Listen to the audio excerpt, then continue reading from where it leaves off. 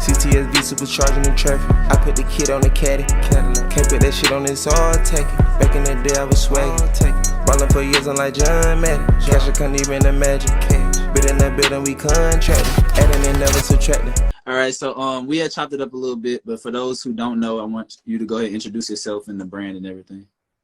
Absolutely. So first and foremost, my name is Eddie Scott, co-founder of the Saylesslifestyle clothing brand. Founded Saylesslifestyle 2 years, or really going on 3 years at this point. 3 years ago with my cousin Trent.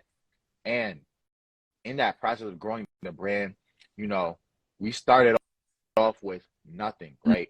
Zero followers, even more important to that, like zero knowledge, didn't know anything about running a clothing brand, running a business. But throughout the process of growing our brand, just seeing the importance of knowledge. You know, knowledge is key, and not just knowledge, but having applied knowledge, because you could know a lot about business and finance and branding, but if you don't take the proper action to apply it, then you're still going to be stuck in the same situation. So over the span of 3 years, you know, just my cousin and I dedicating ourselves to learning as much as possible about our brand, and eventually getting to the point where we became a six-figure business, over 500,000 followers on TikTok, 80K on Instagram, and just keeping a theme of motivating and inspiring people to do more and say less, as we say, take action on their God-given purpose, dreams, ambitions. So yeah, that's a little bit about me and my brand. Yeah, well, first off, congrats, man. That's a big achievement. I know y'all only going up, but, you know, congrats on that. So first we're just going to dive into like the social media aspect. So let's say just starting with Instagram, I see I have like a lot of engagement so far. And where do you think that comes from? If somebody's starting off, where do you think that comes from? Yeah, so this is something I tell a lot of people when it comes to brand building. You know, everybody says they want to go viral. Everybody wants to have a big social media following, but the underlying factor when it comes to growing an audience is value. Yeah. And I just love using that word, value, right? Everybody's chasing views, but nobody's really chasing value. What value are you providing to your target audience, right? So for example, with Saylesslifestyle, our target audience is athletes, bodybuilders, people go to the gym, you know, people want to be motivated to be great in life. And so our content provides value in that aspect. And so you see a lot of motivational quotes. The reason why we have 500K on TikTok, myself and my cousin just recording ourselves in the camera, motivating people, right? That's the value that our brand provides. And so when it comes down to increasing your engagement on social media, getting a lot of followers, you know, that all comes as a byproduct of providing value to your target audience. That's good. That's good right there. Okay, so transitioning from Instagram to TikTok. So I know y'all say y'all are providing value. Can you explain to us what you all were doing at first, and then what the moment, and then like how y'all took it from there once it started picking up? Absolutely, bro. So it was really a crazy story with TikTok. It's a powerful story because, you know, it taught us, and I use it to teach a lot of people, the importance of creating value in your content. Yeah. So when we first started our TikTok, we had got to a solid point. We maybe had like 1,000, 2,000 followers, right? But we really grinded for those couple of thousand followers for like maybe a year. Posting. It maybe took us like a year to get 1,000, 2,000 followers. And we were posting, respectfully, looking back on it now, posting dumb stuff, right? So like somebody like Charlie D'Amelio or like Kabi Lane, like one of these famous influencers, like was doing a certain dance or a trend. Like we would try to do the same thing as long as they had like a Say Less shirt, right? Say Less shirt. Just thinking that would be repping the brand. But eventually, like I said at the beginning, going on this journey of acquiring knowledge and like what type of branding and marketing actually works, realizing that when we stop trying to go viral, but instead focus on providing value, that's when everything else is going to come. And, you know, even I'm real big on my faith, right? I believe Jesus Christ is my Lord and Savior. And a scripture that I love to go by is Matthew 6:33, right? Seek first the kingdom of God and his righteousness, everything else will be added to you. Yeah. And so I just like to use that in business too. You know, if you're focused on just yourself, trying to get money, trying to be famous, you may have it for a little bit, but it's never going to work out in the long term. But when you focus on providing value and blessing other people, you know, through your content, through your business in this case, then everything else is going to come naturally, right? So when we made that decision we're like, okay, we're going to stop trying to go viral and focus on providing value based on our brand to our target audience. Literally, I kid you not, the same day we made that decision, we posted a motivational video. We had used like some famous rapper that was talking about our brand, about doing more and saying less. Yeah. Posted it. I was a college basketball player back then. And so posted it, went into practice for maybe like an hour and a half, 2 hours, came back, picked up my phone, and our account literally went from 2,000 followers to 10K.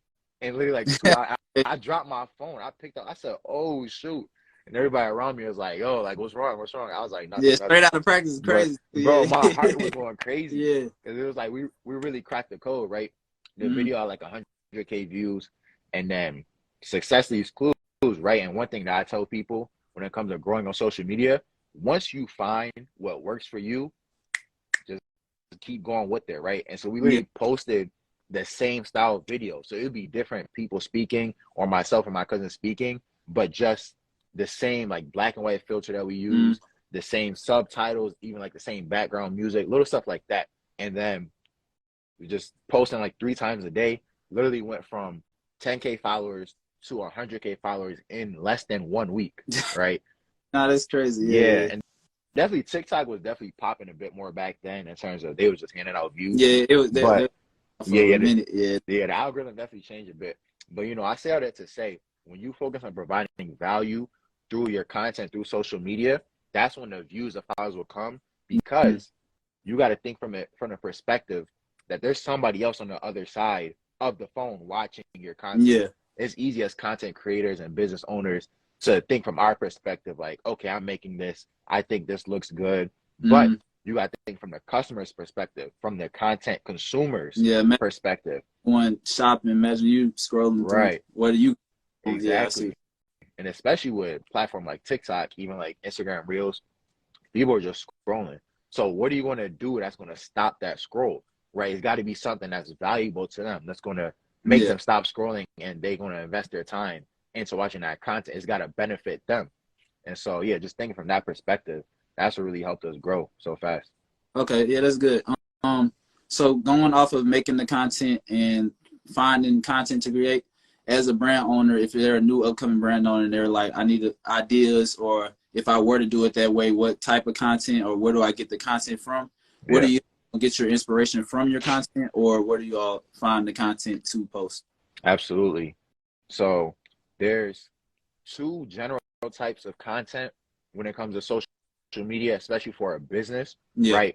There's promotion content, where you are promoting, if you got clothing, you're promoting your clothes or your product or your service, like directly.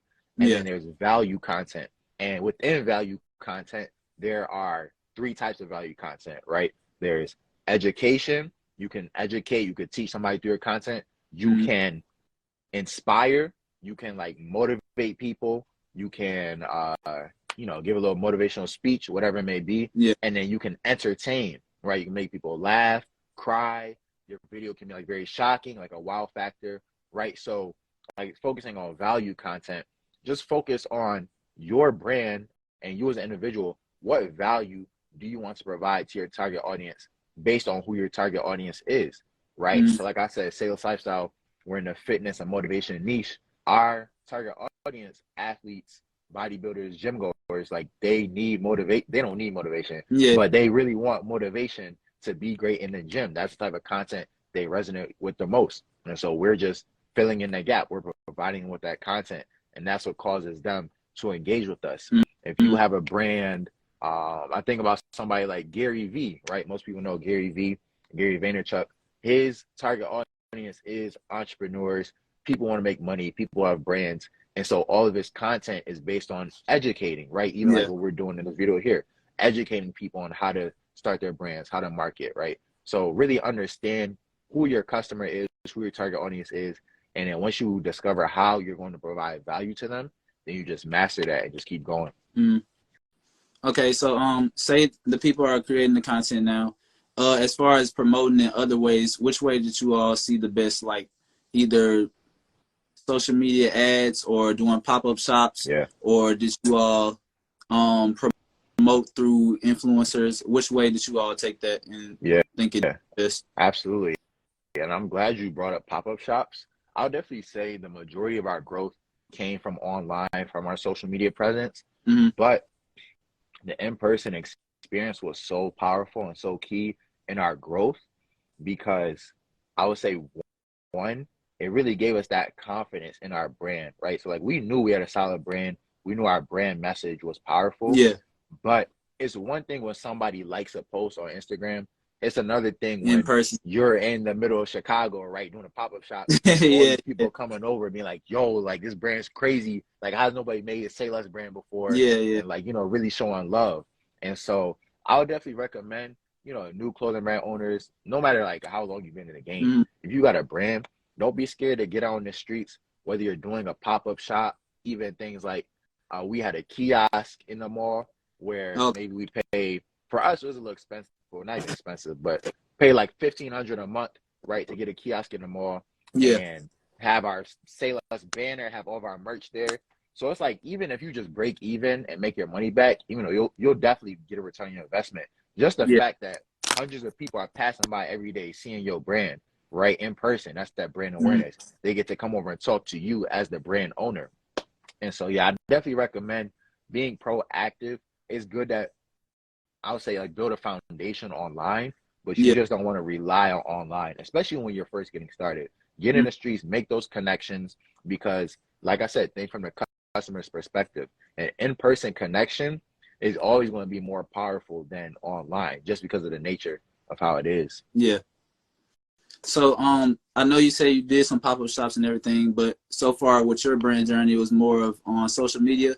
So which outlet of social media do you think did the best, like TikTok or Instagram, or which way do you all convert the traction to your site? Yeah, absolutely. And I would say we learned through our process, right? Just going back to this whole theme of learning as you go along. And you never reach a point where it's like you made it, right? People say like, oh, I want to make it, but you never made it. Like me, myself, like I'm learning new things every day about branding and marketing that I'm teaching other people. And so I would say with TikTok, right? We ran up our TikTok account, 100K, 200K, got to 500K followers. Yeah. But we didn't necessarily learn at first how to funnel those convert viewers, them to your website. Convert them to the website, convert them to customers like we're doing on Instagram, just because they're two different platforms.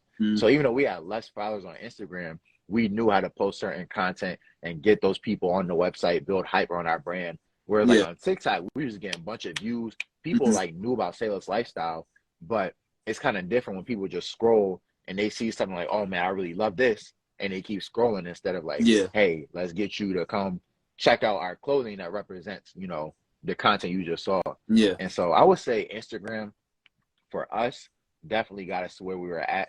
So yeah, I would definitely say it's important to learn from your mistakes and, you know, just post as much as possible on multiple platforms, right? Even one thing that I'll throw out here, this is like a little, I guess you call it like a trade secret, because a lot of clothing brands, I don't see a lot of clothing brands doing this, but YouTube is so powerful in today's day and age, right? TikTok, Instagram are great, but TikTok and Instagram are short form content platforms, right? Every video is between 0 to 30 seconds, 0 to 60 seconds, right?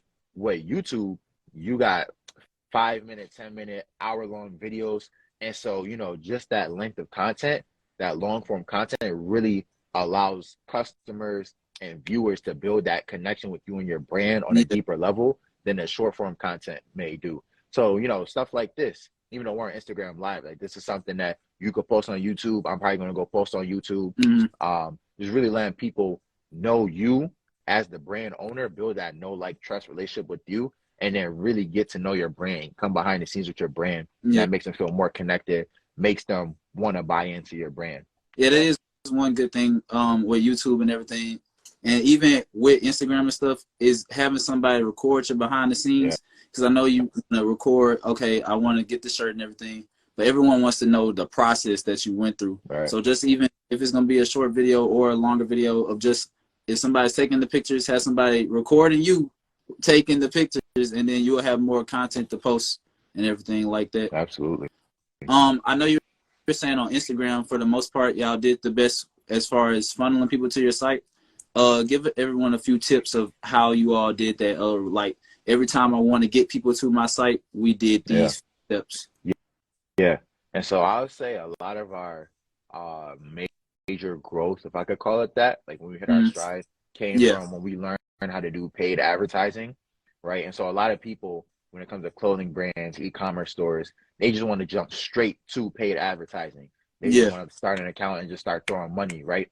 But when you think about it from this perspective, that if you're putting money behind bad content, you're basically flushing money down the toilet, right? Yeah. And so essentially, you want to focus first on your organic content, right?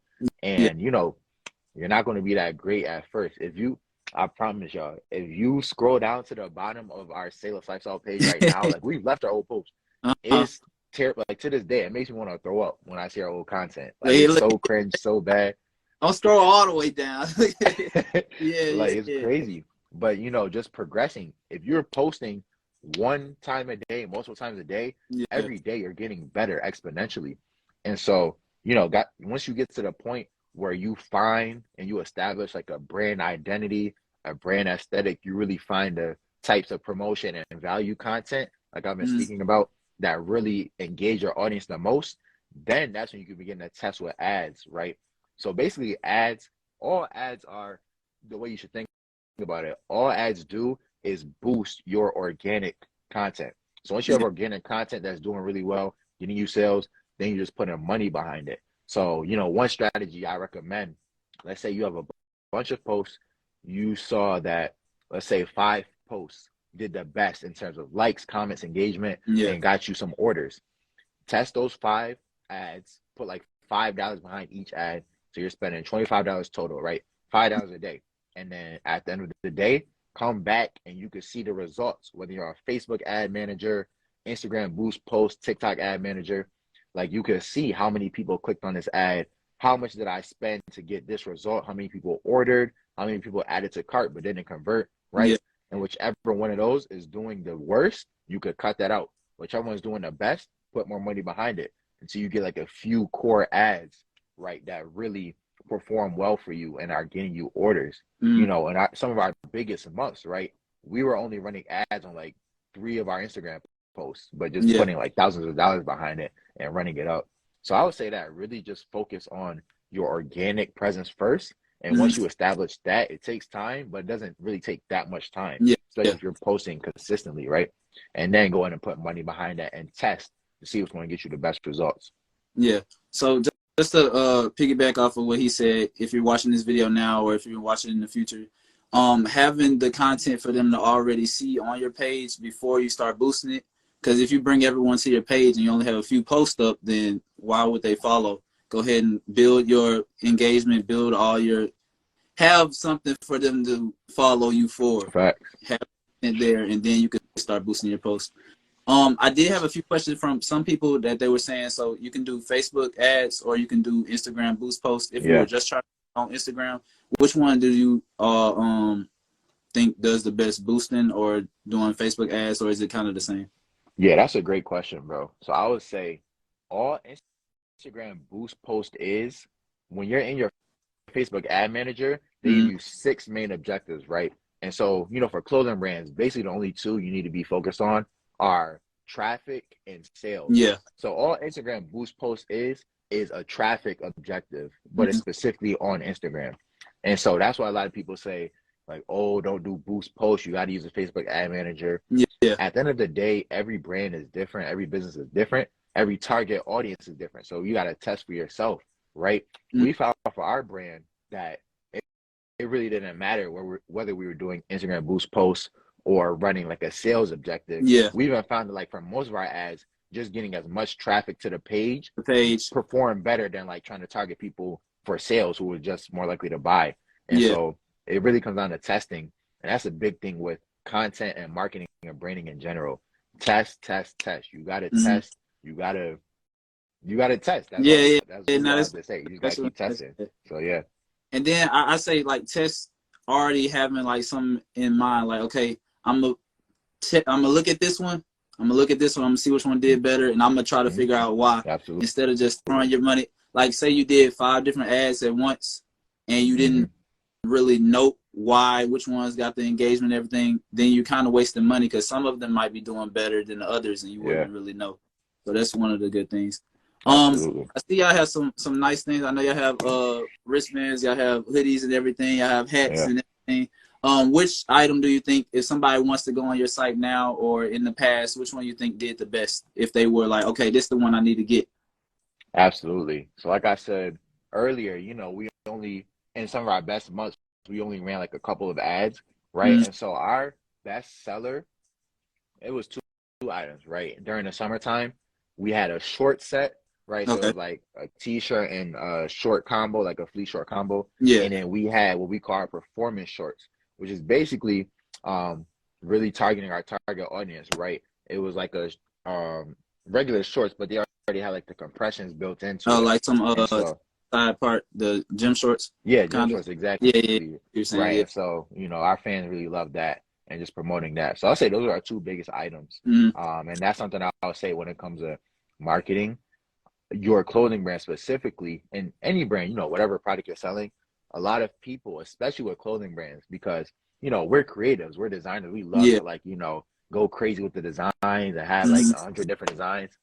I learned this from Road and Vision, right? Nick and Marlon over at Road and Vision, they're real big. Recommend y'all go check them out. Yeah, they said if somebody walks in the room right now and they see 10 people wearing your brand, but one person has on, I saw I'm gonna let you explain. one person, but I know exactly. and you feel free to follow up for sure. Yeah. But like one person got on a red shirt that got a logo on it, another person got a blue shirt that got words on it, and they got 10 different shirts. If it's somebody's first time seeing your brand, they're not going to recognize that it's the same brand.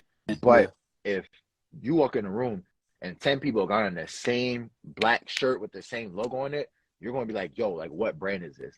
Right. And so I definitely recommend starting off, like, definitely have a couple items because you want people to buy more on your website, but they should be like all surrounding like a main product, a core product that you have. So that makes it easy for you to promote and push that one product that's based on your brand. Yeah. Okay.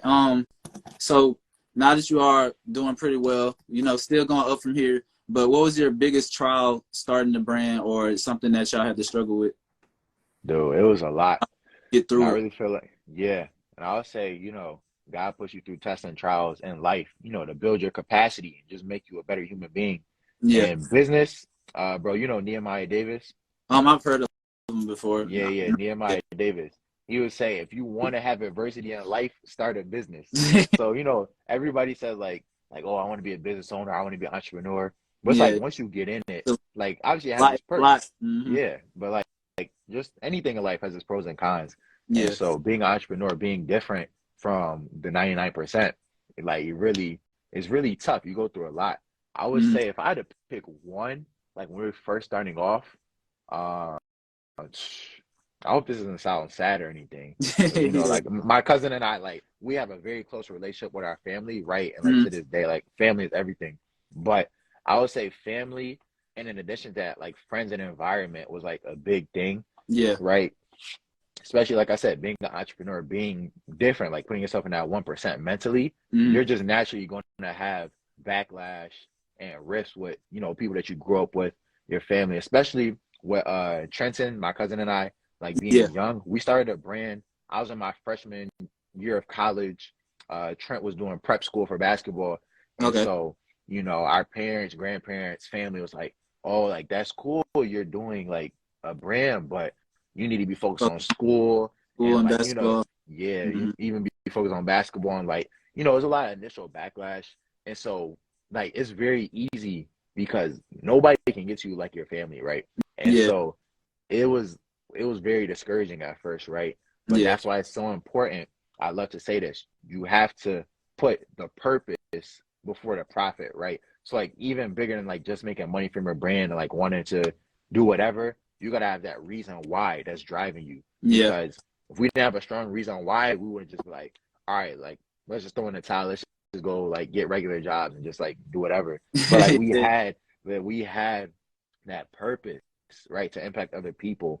And so even for ourselves, we want to be successful for ourselves, that purpose to make ourselves better. So just going for it every single day, eventually you're going to get to the point to where you know, at first, if your family may be kind of down, they don't really know how they feel about it. They just, Yeah. as we say, you got to work in silence. I don't know if you see this. Work in silence lets you result to the talking, right? Mm-hmm. So we didn't like try to convince our family, like, oh, like it's going to be a big brand. Like, you all got to believe in us.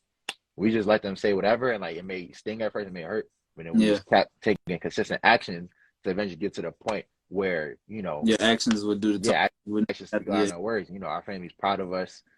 Things like opening a store in the mall, right? And like, you know, just putting on for our city. Mhm. Those things would never happen if we were so discouraged at the beginning from what people said about us that we would have given up. Yeah. So I say it doesn't matter what anybody says. It only matters what you do. And so definitely make sure you're taking advice from the right people. And like even with family, like they have your best interests in mind, but especially with something like entrepreneurship, because they have your best interests in mind, they don't want you to get hurt, right? Yeah. So they don't want you to fail. And so they'll say like, oh, just get something secure like a job and Yeah. things of that sort. And so at the end of the day, you got to believe in yourself or nobody else will. So I'll say that was definitely one of the biggest adversities. Like I said, it's definitely a lot I could go through, but I would say that's probably one of the biggest ones, just like mentally and emotionally. Mentally, yeah. Well, that's good. I know you said you all had opened a store, and can you walk us through like the transition from online to opening the store and just like how that came about? Absolutely. And so we were online for the first year and a half of our business, right?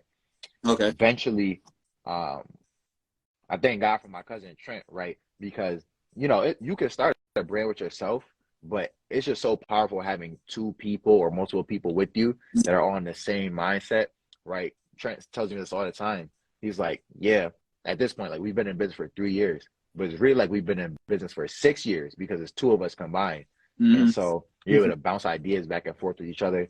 I say all that to say, Trent had the idea. He was like, yo, like, let's get a kiosk in the mall, right? And I see a lot of brands doing that now. Back then, like a year and a half ago, I didn't see like any clothing brands having kiosks in the mall. And so, you know, he was definitely like out there with this thinking, which you have to be. You got to take risks in order to be successful. And so he's like, yo, let's get a kiosk in the mall. And so it took us a couple months to get in contact with a local mall, the leasing manager. Fast forward to February 2022, we got that kiosk inside the mall. And that's really what turned up our brand for real. Because we're doing like decent online. We're still learning. But getting that kiosk like really gave us that additional capital, you know, making sales every day in person, in addition to online, right? We're just able to like, you know, double our growth essentially. And then eventually pushing with the kiosk, I would say even with the kiosk is like big. We're talking about that in-person connection. Yes. Even the relationships that you build, like people coming to see your brand. Like if I had $1 for every time somebody would come over and say like, yo, like I seen you on TikTok before, like y'all brand fire, like I'm about to cop. That's why it's so important to have both. Even like you know, Desi Banks. Yeah, I know. Bro, he was in Buffalo for a comedy show. Trent was at the kiosk, running the kiosk. This dude, Desi Banks, comes up to the kiosk and he stops. He looks at it. He's like, yo, he's like, I seen this before. He's like, I seen you on TikTok before. That's lit, Come man. and spend like $300 on merch. You know what I'm saying? And so, you know, stuff like that wouldn't happen if we didn't have that kiosk. So having that in-person location. And then I just kind of transitioned. It was another mall in the area.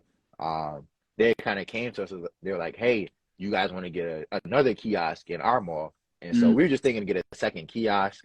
And then just doing our research with the mall, they had some like actual inline retail spots open. Yeah. And so we had done like some of our best months online.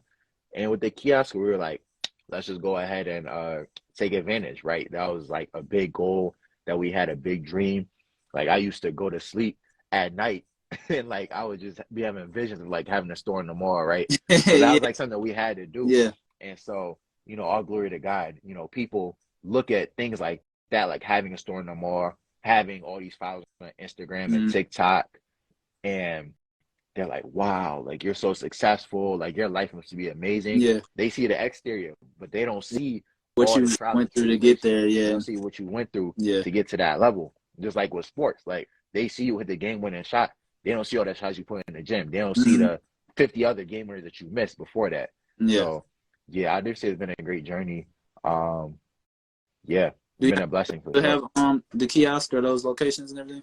Yeah, so we actually closed both of those locations. And like I don't say it to discourage anybody thinking about it. Yeah, it was just like in our best interest, especially like with the team that we had. Like even myself, finishing up my senior year of college out here in Chicago, us being based in Buffalo, like it just made things really much easier to just be mainstream, just focus online and go online. Okay, well, somebody that was trying to do a kiosk, what is something that you learned after going through the process of opening the kiosk or a store that you were like, okay, before you open it, you should know how to do these things? Yeah, for sure. I think the biggest thing is just building your brand, honestly, because Myron Golden, somebody that I recommend you guys watch on YouTube too, he says a lot of people in sales, they're always trying to sell something. Yeah. It's like you should never be trying to sell something to somebody. You should just create an environment where people want to buy, right? Yeah. And so when your brand message is so powerful and engages people, then people are naturally going to come over and want to buy from you. And so I'll say, you know, focus on building your brand. Things like having a banner that has the brand message and meaning behind your brand. Yeah. Having a variety of merch. So like I said, you want to have like a main core product that you're selling. So let's say that's a hoodie, right? Have a matching shirt, have matching shorts, matching pants, a hat to go with it, you know, different accessories, so that let's say somebody's going to come over and just buy a $60 hoodie. Now they're leaving out with $170 worth of merch, outfit, right? A full fit, exactly. And so I'll definitely say you definitely want to have, I may say like a couple thousand, maybe like 3,000. It really depends on what the rent is in the mall.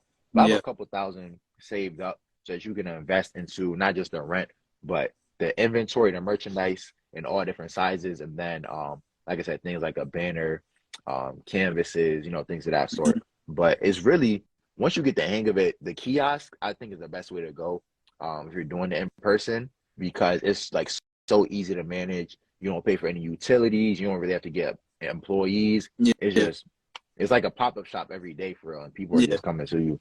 So, yeah. That's what's up. You don't have to give any specifics or anything, but let's say somebody, they've been doing their thing on Instagram. They've been talking to people about getting the kiosk in the mall, and they want to do it. About how much money do you think they should save up in a range before they say, I'm going to open the kiosk? The kiosk, yeah. So like I said, probably around, I say $3,000. Like I said, it all depends on the rent. So let's just say your rent is $1,000, right? Yeah. You'll probably also have like, you gotta get general liability insurance, which may be like maybe less than $100 a month. So that's not that bad. Yeah. And then I would say you want to have whatever merch you're gonna have it in at least small through XL, right? So small, medium, large, XL. That's 4 sizes right there of whatever designs you may have. Yeah. And so basically just get a good idea of how much your merchandise costs. And then do that breakdown for whatever items you want to sell at the kiosk, and then ordering that merch between things like banners, even like a Shopify card reader. You want to be able to process payments. Yeah, that may be like an extra $500 to $1,000. So it all depends, because each area is different depending on the rent. Each mall is different. So definitely do your research, but you definitely want to have a couple thousand saved up, and even to give yourself that cushion.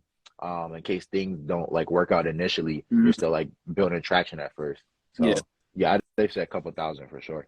Okay, we're not done yet. We're almost to that point, but before we finish, what questions do you have for me, if you have any? Yeah, man. So I guess the main question I have for you is, I just want to hear like a little bit about how you started your brand, and then like what motivated you to want to do podcasts like these, you know, bringing on other clothing brand owners, other entrepreneurs. Okay, so I started my brand about a year ago, a little bit over a year, because I started making the website and everything. But before that, I did photography, and I did a little bit of graphic design. And then one thing I always tell people is YouTube can teach you a lot of things. So learn as much as you can before you have to pay everybody, because I save a lot of money as brand owners if you can take your own pictures and everything and stuff like that. But so I already knew how to do both of those things. And then going to the mall every week, I will always want to get something new, but I didn't see anything that I really would want. And week after week, and then it just popped in my head. I was like, well, I can just start a brand. I know how to take pictures. I know how to do this. and that's why I started the brand. And then the name of it is T Blade, and that used to be the photography name and everything. And then the slogan is Dare to Be Different, and that's to encourage people to step outside of their comfort zone to do things like start a brand, start the thing you've been wanting to do, and Dare to Be Different. And then it's based off of Romans 12:2, and that's do not conform to the world, and then be transformed by your mind. And that's just to encourage people to, do what they've been wanting to do. But that's really why I started the brand and everything. Man, I love it. I love it. And like that's so powerful to me because, there's so many people that have clothing brands, right? Yeah. And there's a lot of naysayers, a lot of haters who are like, oh, the clothing brand market is oversaturated. Don't start a clothing brand. There's too many brands. Yeah. Where it's like every brand is different. Every brand has its own meaning, its own message. And so it's almost like there's not even, I'm not gonna say it's not competition, but this is something I learned from Earl Nightingale. They call him the Dean of Personal Development. He would say you don't want to be a competitor. Don't have competition. Instead, be a creator. Create your own lane. Stay in your own lane. And so everybody has their own brand message, brand meaning, different target audiences. And so like that's so powerful hearing you say that. And so yeah, I appreciate that. You said, like before I started my brand, I was thinking like, oh, there's a lot of clothing brands, even though I knew I was gonna start and everything. Yeah. But then recently, even like I think last month, I posted one of these quotes, and it was like, collaborate and don't compete. Yep. Because things like this, we're on a podcast together. Okay, my audience is gonna go to your audience is gonna go to mine. There's billions of people in this world. There's plenty of opportunities for every brand, and then every brand has their own unique things that they're gonna bring. So whenever I learn, just don't collaborate. You collaborate instead of competing. Then that's why I've been connecting with local brand owners and everything like that, and then it's just been helping each other grow, really. Absolutely. And yeah, that's having that abundance mindset right there, knowing that like it doesn't matter how many other clothing brands there may be out there, having that mindset to want to collaborate with everyone, each one teach one is what I hear people say. And so, as opposed to having a scarcity mindset where it's like, oh, like I don't want anybody else starting a brand. I don't want anybody else to be successful. You're really limiting yourself. When you're connecting with other people, like we're all winning, we're all eating. And so, yeah, it's awesome. Yeah. What else do I have for you? Oh, well, I have a few more questions, but before, I want you to go ahead and tell them again where they can find you and where they can find all your information and everything about the brand. Absolutely. So yeah, we're on IG Live here. And so you could definitely tap in with my Instagram at Saylesslifestyle. I would definitely say tap in with my YouTube for sure at Saylesslifestyle also, posting a lot about how to start your clothing brand or other e-commerce store and just branding and marketing, social media growth in general.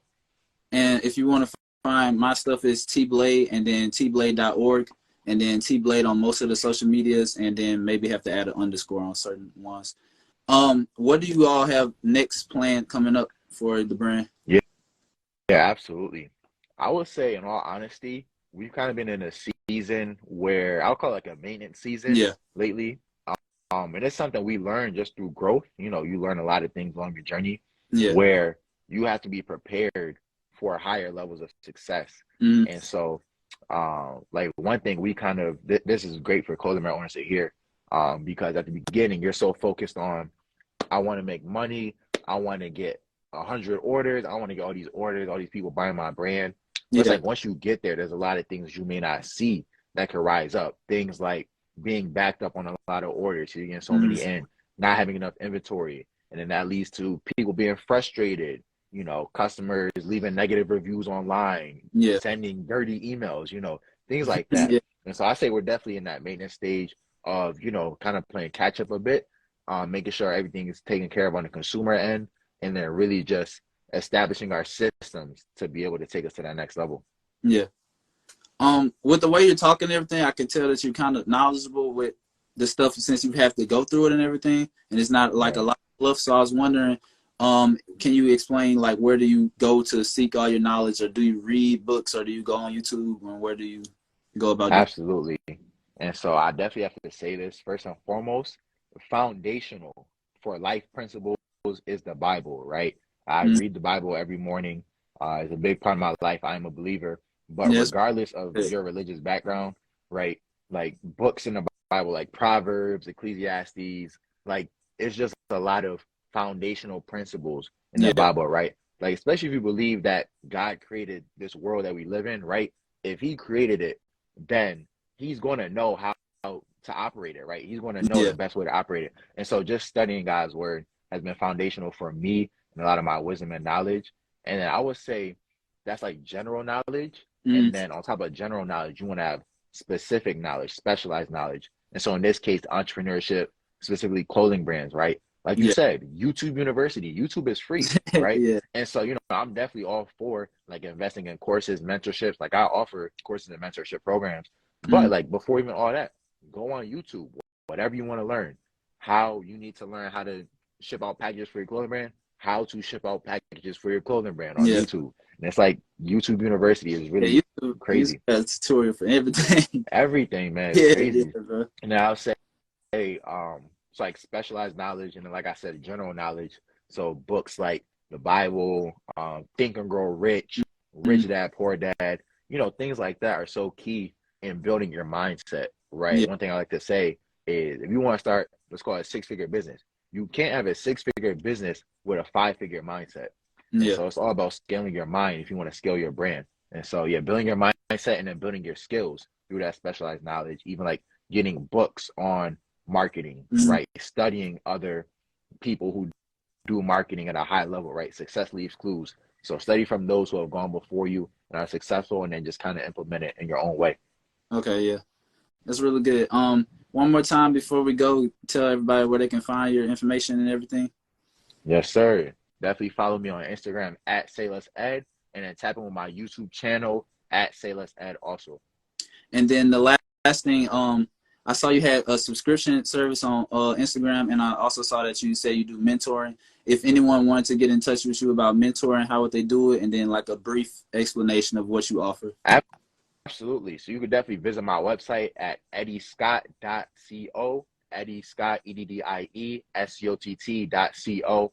And like you said, I offer clothing brand mentorship, e-commerce brand mentorship. So if you want one-on-one guidance on how to grow your brand, definitely tap in with me there. I have a little quiz on that website that will kind of walk you through the best mentorship program for you. I also do, for my clothing brand owners out there, have an ebook, right, that I wrote with my cousin Trenton, my business partner, titled How to Start Your 100K Clothing Brand. So everything that I'm on here talking about with you, everything that my cousin and I learned through these past 2 to 3 years of running our brand, building it to that 6-figure level, is in that book. So I don't say this, you know, in pride, but you're doing yourself a disservice if you don't go get that book. So like I said, my website is EDDIESCOTT.co, eddiescott.co. And all my stuff is on there on the website, along with my Instagram and YouTube channel at Saylesslifestyle. Okay. And for another time, if y'all want to find any of my things, it's T-Blade on everything at T-Blade. And then tblade.org is the website. And I just really appreciate you taking your time out your day to come out and everything and drop some knowledge for us. And congrats on all the stuff you got going right now. Hey, I appreciate that, man. I appreciate you, man, you know, allowing me to be on this podcast. I'm really just having the podcast, like I said.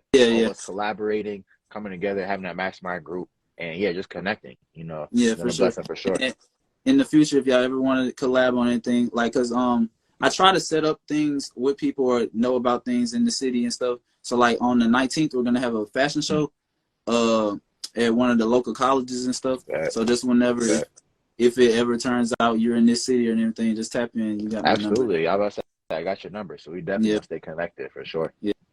Well, I appreciate you, man. Wish you nothing but success. Catch you later. My man. Take care. Building, we contracted, adding and never subtracting. Plan on this since the beginning. They love when you lose and they hate when you win. It's personal, never by business.